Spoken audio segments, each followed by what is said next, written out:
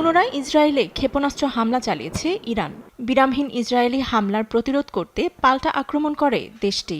এর আগে তেহরান শহরে আবাসিক এলাকায় ইসরায়েলি হামলায় কেঁপে ওঠে।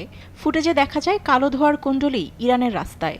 এমনকি আবাসিক এলাকার বিভিন্ন স্থানে ছেয়ে গেছে সাদা ধোঁয়া।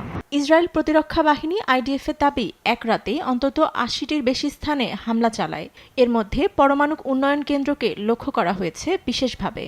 ইরানের সামরিক ঘাঁটি ও এর পার্শ্ববর্তী এলাকায় দ্রুত উচ্ছেদের সতর্কতা জারি করেছে আইডিএফ। ধ্বংসস্থল পরিদর্শনের সময় প্রেসিডেন্ট বেনিয়ামিন নেতানিয়াহু হুমকি দিয়েছেন, ইরান হামলা বন্ধ না করলে দিতে হবে চড়া মাশুল। অপরদিকে ইরানের স্বাস্থ্যমন্ত্রী বলেন, হামলায় আহতদের বেশিরভাগই নারী ও শিশু।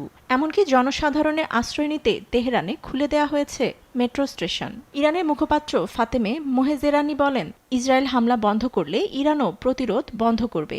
এমনকি সর্বপ্রকার আলোচনার জন্য প্রস্তুত ইরান। আমরা কখনোই লড়াইয়ের জন্য আগ্রহী ছিলাম না, শুধুমাত্র প্রতিরোধের জন্য আমরা প্রচেষ্টা চালিয়েছি। আমাদের অবিশ্বাস সত্ত্বেও আমরা আলোচনা করেছি এবং চেয়েছিলাম আলোচনার ফলাফল আসুক।